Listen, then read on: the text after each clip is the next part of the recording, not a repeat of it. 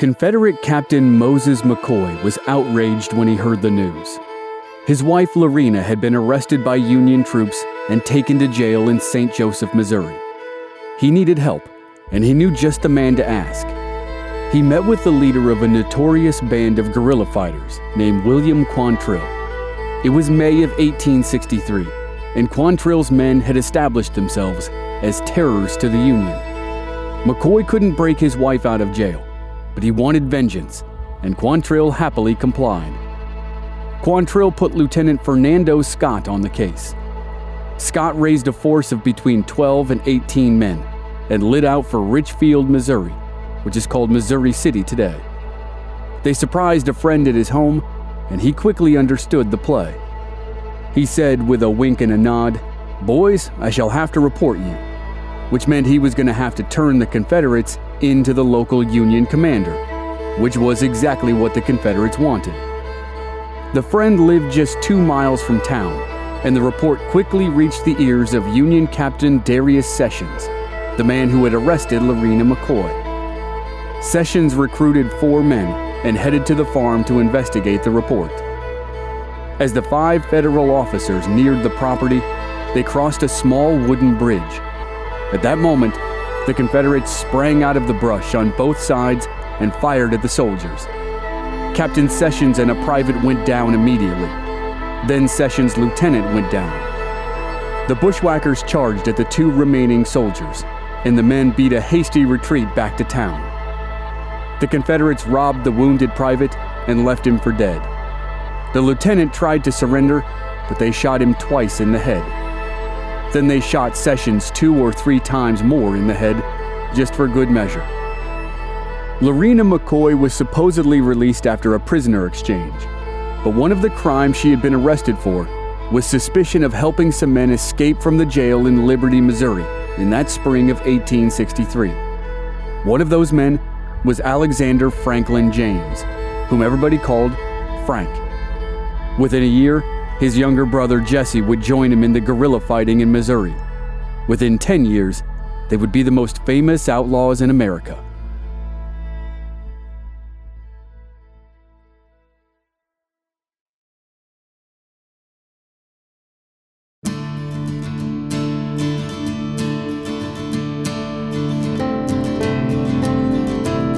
Welcome to the Legends of the Old West podcast. I'm your host, Chris Wimmer, and in this episode, we're telling the story of the rise of Jesse James.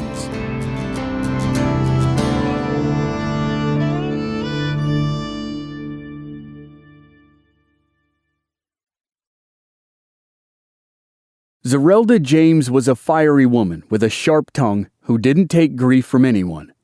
Her first husband, Robert James, had been a successful hemp farmer and a well-known Baptist preacher in the 1840s in Clay County, Missouri, which is just north of Kansas City. After gold was discovered in California in 1849, gold fever swept across the country, and not even Baptist preachers were immune to it. Robert James headed west to save the poor souls of the sinners out in the gold fields, although some people thought there was at least a part of him that was trying to save himself from his wife.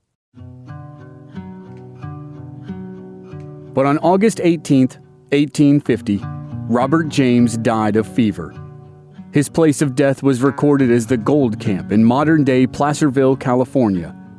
His death left Zerelda in dire straits. She had 3 small children by that time and no husband. Frank was 7 when his father died. Jesse was 3, and their sister Susan was not even a year old. Searching for stability, Zerelda married a wealthy man named Benjamin Sims, who was 20 years older than she was. She moved her children in with him, but the union was not a happy one. Sims didn't like her kids at all. Zerelda didn't have to wait long for the situation to change, though. 3 years into their marriage, Sims died. Zerelda took the opportunity to move her children back to the family farm, and by 1855, she'd married for the 3rd and final time. Her 3rd husband was Dr. Reuben Samuel, who had a medical practice in Greenville, Missouri. His office was in a shop owned by Robert James' brother William. Reuben agreed to give up his practice, and moved to the James farm to restart Robert's hemp operation. Finally, 5 years after Robert James died, the James family was in a stable environment on their own land. But while their family was growing more stable, the country was going in the opposite direction. Missouri had entered the Union as a slave state in 1821. By 1854, Congress was deadlocked on how to incorporate the territories of Kansas and Nebraska. They were the westernmost regions of civilization at that point, except for California out there on the coast. In 1854, Congress passed the Kansas-Nebraska Act to let the people of the new states decide for themselves whether or not they wanted slavery. As should have been predictable, fighting erupted along the Kansas-Missouri border. Missourians wanted Kansas to enter as a slave state, and many Kansas wanted to enter as a free state without slavery. Marauders torched and killed on both sides of the border for years.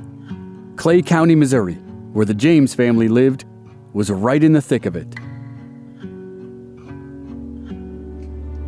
When the tensions in the border states finally boiled over to encompass the entire nation, civil war erupted in April of 1861. And the Civil War in Missouri and Kansas looked very much like the 7 years of bloody fighting that had come right before it. The massive engagements in the East, where tens of thousands or hundreds of thousands of men in matching uniforms with matching weapons marched up to each other on recognized battlefields, were not common in Missouri. In Missouri, it was a guerrilla war, where raids were the most common form of fighting. They were quick strikes by small groups of men who rode into a place and burned, killed, and looted as fast as they could, and then rode away. The Union sent regiments of formal troops from other states to Missouri, but for the most part, the fighting in Missouri was done by Missourians, neighbor against neighbor and brother against brother. Even though most Missourians were Confederate sympathizers, there were many who were pro-Union. So the North formed the Enrolled Missouri Militia and the Missouri State Militia, and the South formed the Missouri State Guard. But the real power of the pro-slavery forces in Missouri was the guerrilla bands. They were passionate fighters and utterly ruthless. And their commission as official Confederate units was always a little suspect. Less than a month after the war began, Frank James, 18 years old, joined the pro-slavery Missouri State Guard.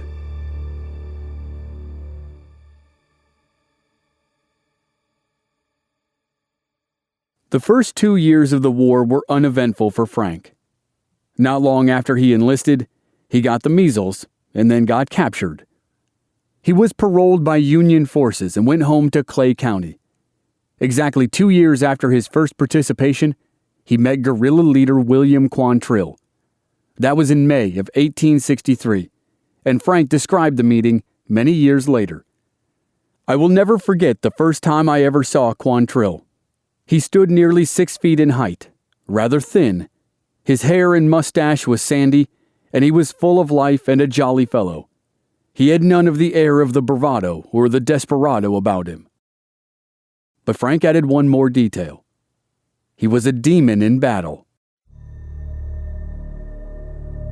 A few days after the meeting, Frank went on the Richfield Raid with some of Quantrill's men and helped brutally kill Union Captain Darius Sessions to avenge the capture of Lorena McCoy. That was when the war really started for the James boys. According to Jesse's half-brother John, Jesse, at 15 years old, was plowing the field at the family farm when Union soldiers of the Enrolled Missouri Militia stormed in. The soldiers were looking for Frank after the Richfield Raid. They beat Jesse and demanded to know where Frank was. They grabbed Reuben Samuel and dragged him over to a tree. They threw a rope around a limb and tied a noose around Reuben's neck.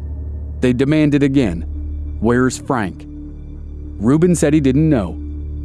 2 men pulled the rope and hoisted Reuben in the air by his neck. He strangled and kicked. They lowered him and yelled at him again, "Where's Frank and the others?" Reuben still wouldn't talk, so they yanked him up again. Zerelda shouted obscenities at the soldiers. She screamed at them to let her husband down. They did, but only to give him one more chance to talk. He wouldn't, so they strung him up a third time. At that point, Reuben indicated he would give them what they wanted. They released him, and he said he would guide them to the spot where the Confederates were hiding. As Jesse watched the soldiers torment his stepfather, it didn't matter to him that this was a common tactic used by both sides during the vicious guerrilla war in the border states. He burned two faces into his memory, Brantley Bond and Alvis Dagley. They were the men who had pulled the rope, and Bond had actually served with Frank in the Confederate Missouri State Guard 2 years earlier. Jesse would not forget these men. The Union soldiers threw Reuben Samuel on a horse, and he directed them to the woods north of the house. The Confederate guerrillas lounged around their camp, playing poker with some stolen loot from recent raids. Union troops quietly crept through the woods until they were within striking distance. Then they charged out of the brush and ambushed the Confederates. The guerrillas dove for their weapons. The Federals were nearly on top of them. They exchanged gunfire, showering the woods with lead. The guerrillas scattered deeper into the woods.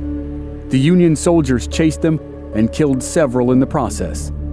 But Frank and a few others ran for the Missouri River. They hauled themselves across it to the safety of Kansas on the other side and escaped the closest call of the war thus far.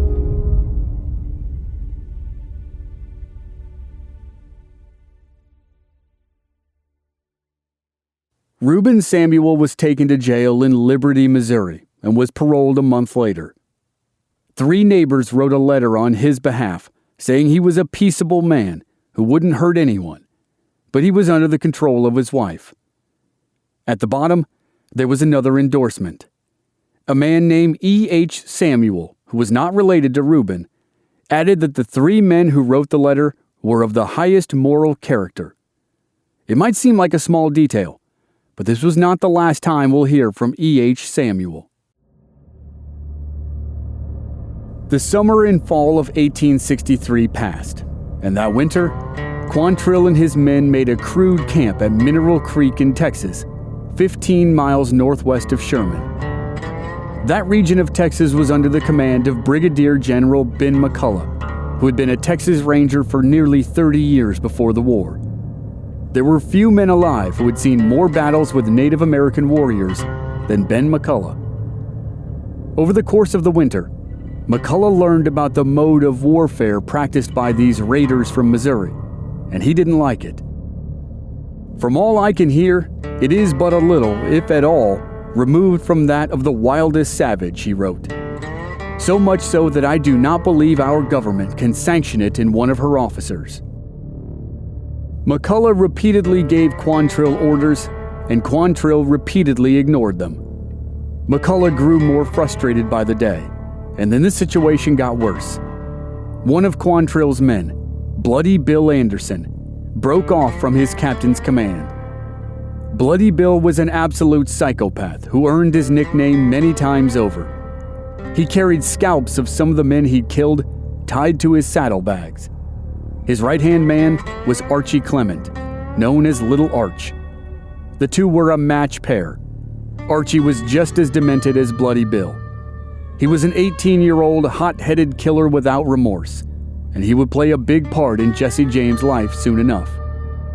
Bloody Bill took his faction into Sherman and turned the town upside down. Their favorite pastime was to ride their horses right into the businesses in town.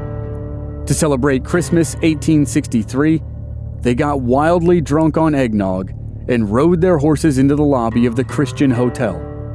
They broke the furniture and tore up the floor and shot everything in sight. Then 3 of the men, including Archie Clement, stopped over to the photograph studio to have their picture made. But when they saw the photo, they didn't like the result, so they trashed the photographer's studio. By April of 1864, Quantrill and factions of his men had thoroughly worn out their welcome in Texas. General McCulloch gave the best possible description.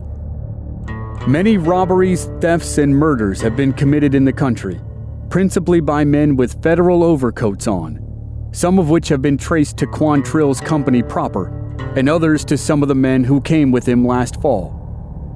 I assure you that the Captain Quantrill command has been a terror to the country and a curse to our land and cause in this section, and I have never been able to control them. When McCullough tried to arrest them, they escaped north over the Red River into Oklahoma and out of McCullough's jurisdiction. The guerrillas returned to their home turf of Missouri that spring, and they added a new man to the group, Jesse James.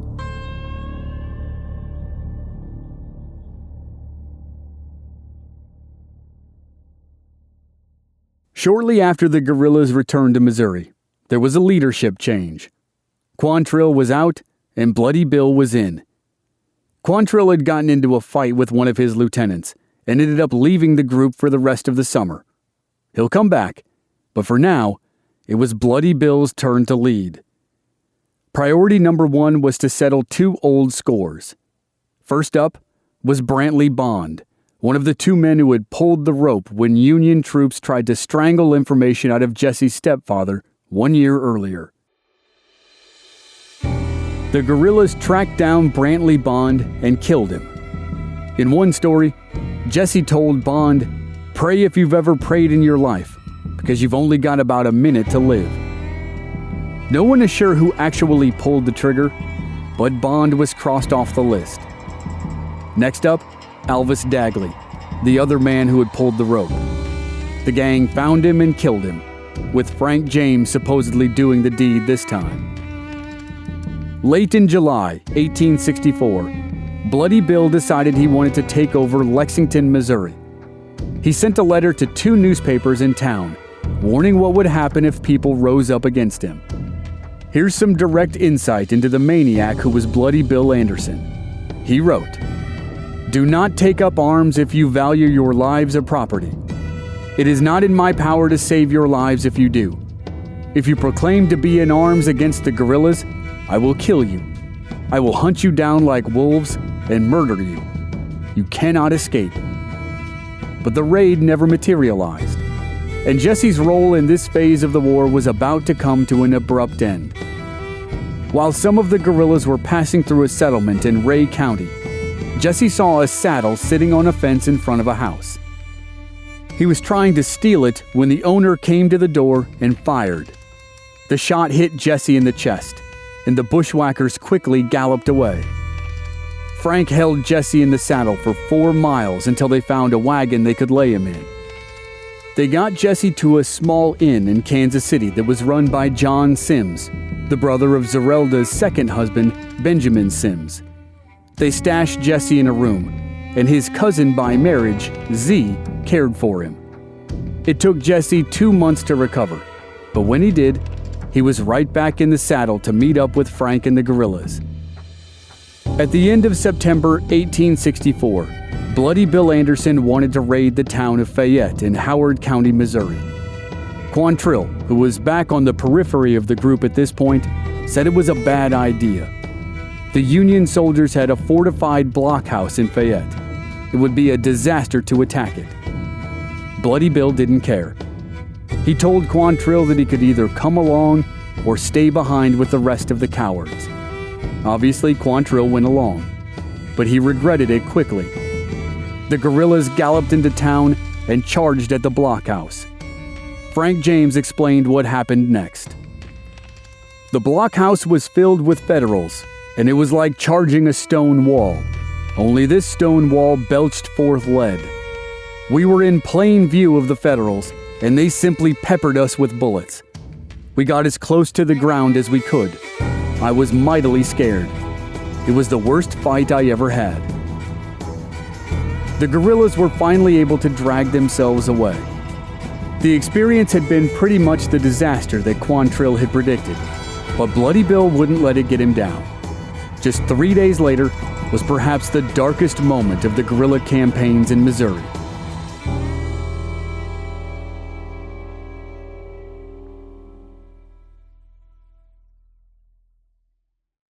Bloody Bill Anderson and about 80 men rode down on the railroad village of Centralia, Missouri, about 20 miles northeast of Columbia. On Tuesday morning, September 27, 1864, They took over the town and looted all the stores. In one of them, they found a barrel of whiskey. They rolled it out into the street, cracked it open, and in no time, they were rip-roaring drunk. At 11 a.m., a stagecoach arrived and the guerrillas robbed the passengers, both Union and Confederate supporters alike.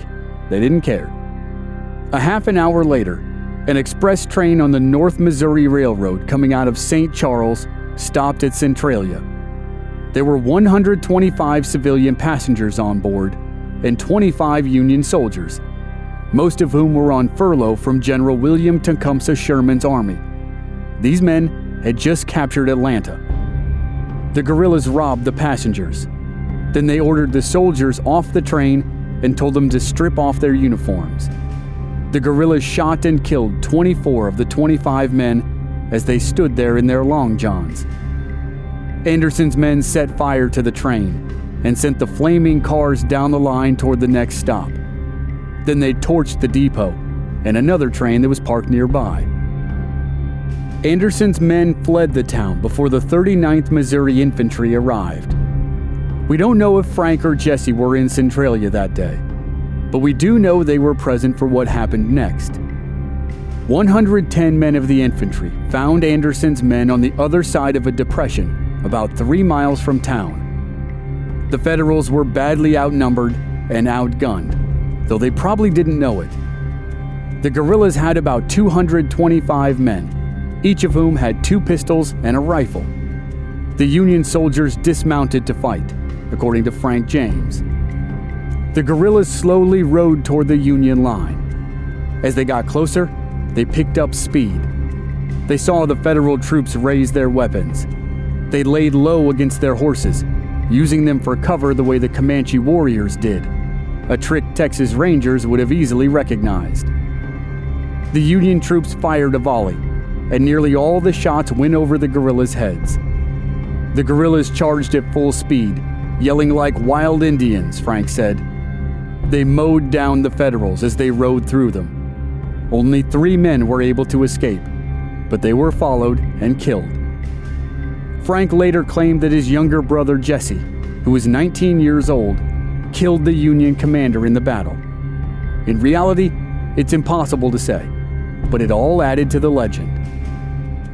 In the aftermath, one of the guerrillas, Dave Poole, performed a grisly stunt to count the bodies and to certify they were all dead.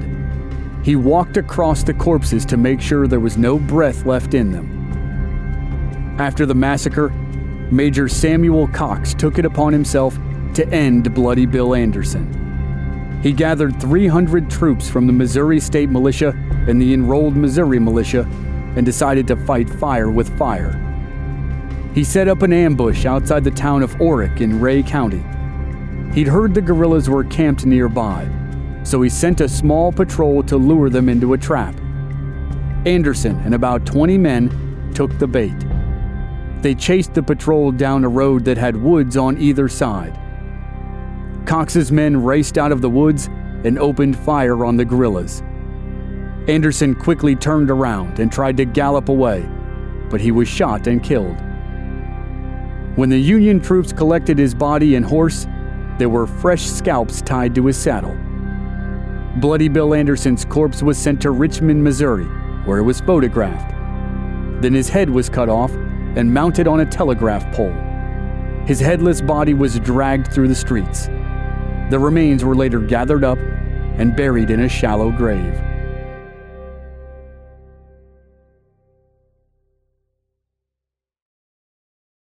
In late November and early December 1864, William Quantrill tried to put the pieces back together.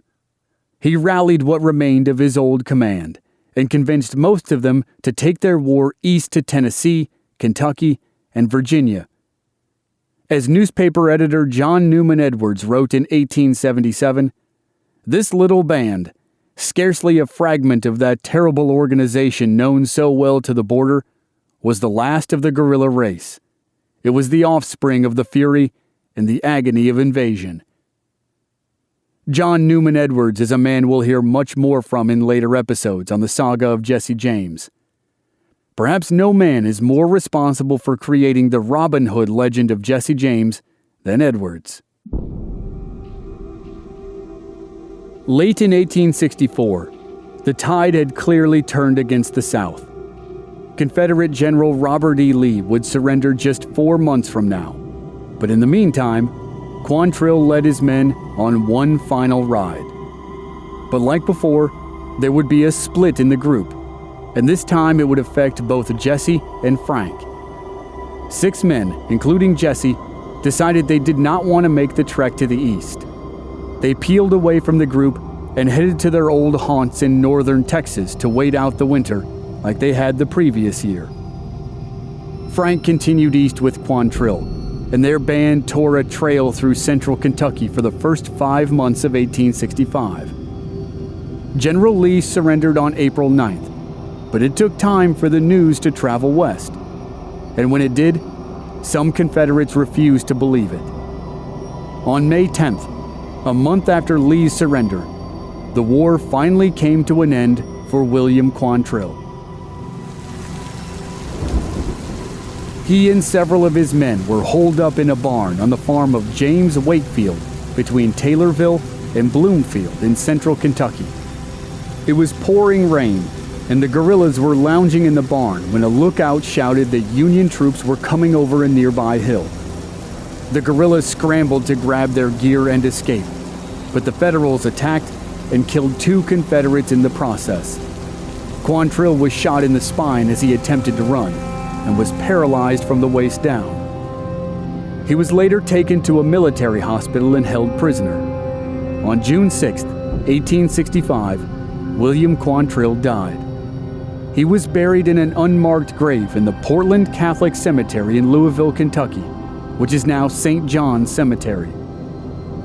In the years after Quantrill's burial, Father Frank Powers ordered dishwater and chamber pots to be emptied on the grave.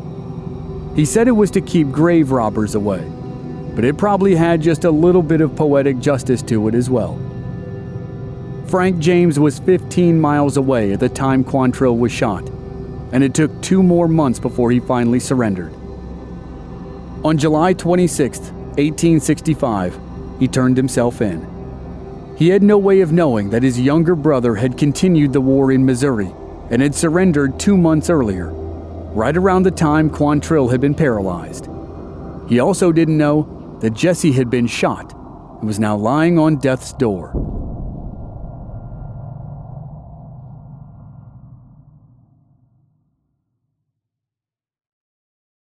When Jesse and the remnants of Bloody Bill's old command emerged from their hibernation in Texas in mid-April, they formed 3 companies.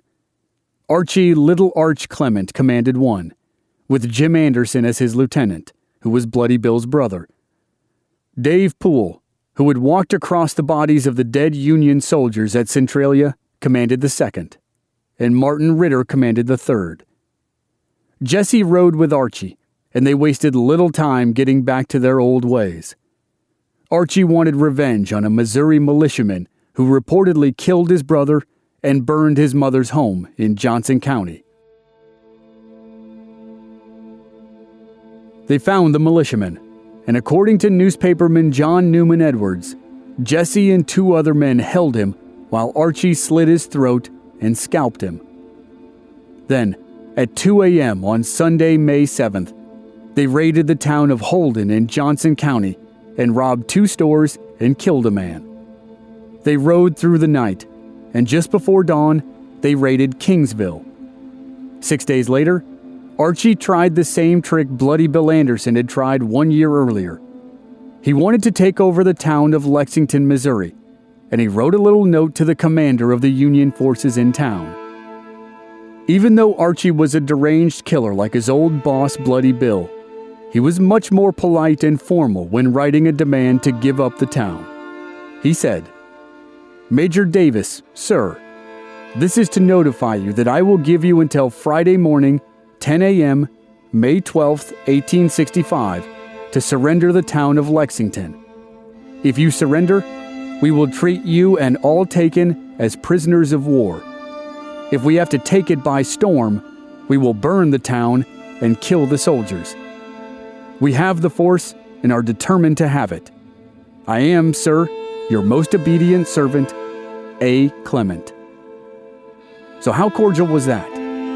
Archie Clement had scalped a man not 6 days earlier, but now he was politely demanding the surrender of a town, or he would burn it to the ground and kill all the soldiers. Major Davis didn't surrender, and Archie didn't attack. In fact, Union forces got word that 100 guerrillas wanted to surrender to them. It's impossible to know the complete story of what happened next, but at some point it appears the guerrillas had a meeting to decide whether or not to surrender. Supposedly, Archie and Jesse were in the group that did not want to. Either way, Jesse and a group of guerrillas were riding up the road toward Lexington, possibly to surrender. They encountered Union soldiers and a firefight broke out.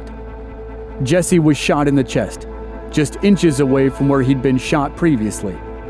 According to him, he ran through the woods to evade capture and found a creek where he laid all night because his body felt like it was on fire.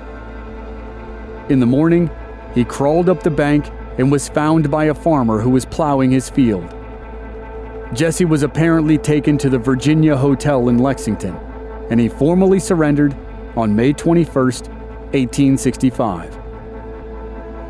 Jesse followed a familiar pattern after he was shot. He was taken to his uncle John Sims' house to recover, and he was cared for by his cousin Z, which was short for Zerelda, just like his mother.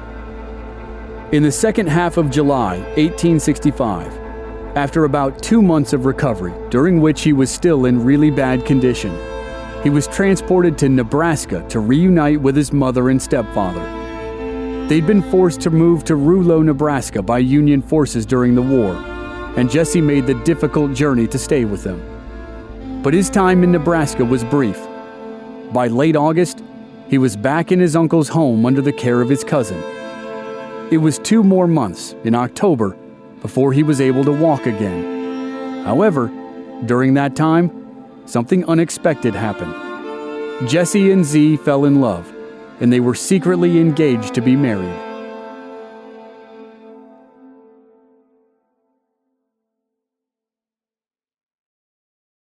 As the autumn months slowly faded toward winter, Central Missouri, along with the entire nation, tried to figure out what was next.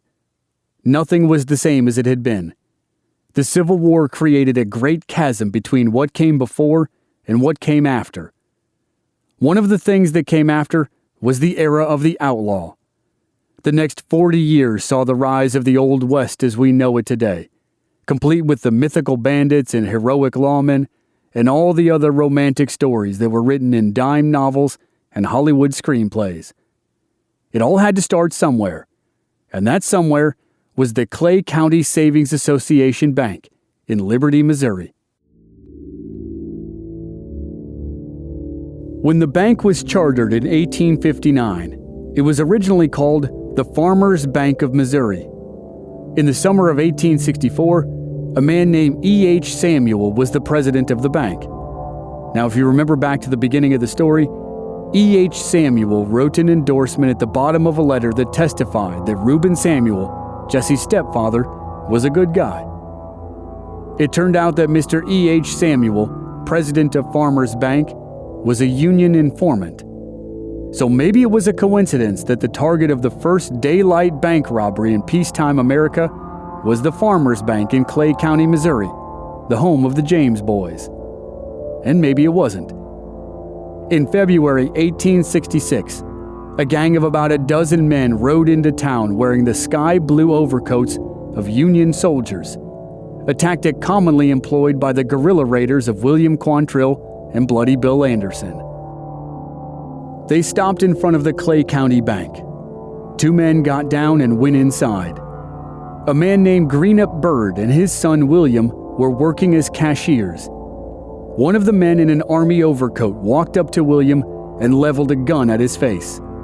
In short order, the other 2 robbers cleaned out the drawers and shoved William and his father into the vault. The thieves hurried out to their horses, but they didn't lock the vault doors. The Birds ran out of the vault and shouted an alarm out the bank windows. The robbers leapt into their saddles and began to gallop out of town.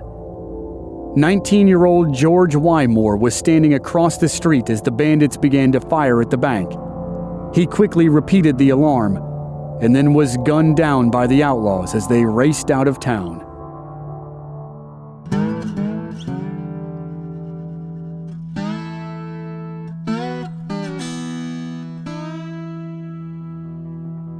The identities of the bandits were never discovered.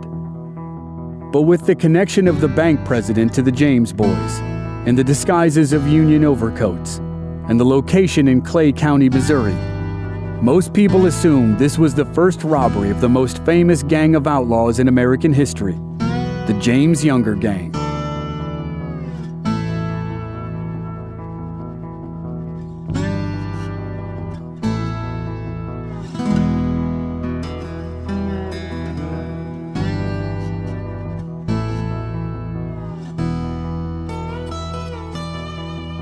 Next time on the Legends of the Old West podcast, we're going to Deadwood, South Dakota for stories of Wild Bill Hickok, Calamity Jane, Seth Bullock, Al Swearingen, Saul Starr, W.E. Adams, and many others.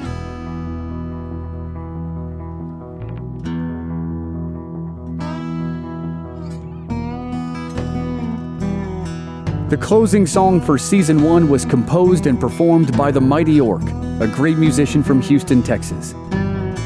Additional original music by Rob Valier. Audio editing and sound design by Dave Harrison. I'm your writer, host, and producer, Chris Wimmer. If you enjoyed the show, please leave us a rating and a review on Apple Podcasts or wherever you're listening. Check out our website, blackbarrelmedia.com, and find us on social media. We're at Old West Podcast on Facebook, Twitter, and Instagram. Thanks for listening.